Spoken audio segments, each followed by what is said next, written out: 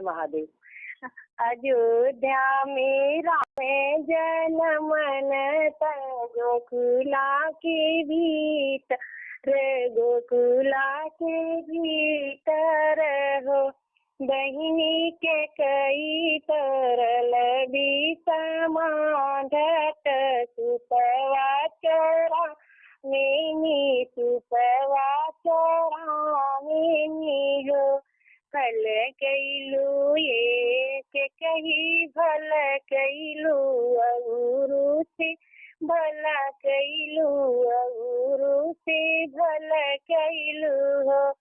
के कही सोनावा का सुपवा मांगईब, मैं राम के सोईब, मैं राम के सोईब उहो। अयोध्या में राम जन्मन गोकुला के भीतर, गोकुला के भीतर हो। बहिनी के कही परला भी समाध, हसुआ चोरा मैनी, हसुआ चोरा हो। भले कैलू ये के कही भल कैलू अउरू से भला कैलू, अउरू से भला कैलू हो। के कही सोने का हसुआ मंगाईब, मैं नर कटवईब, मैं नर कटवाईबे हो।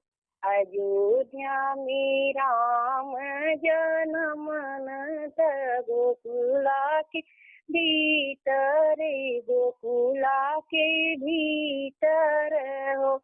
बहिनी के कही परल भी समाद, कजरऊता चोराव, कजरऊता चोराव हो।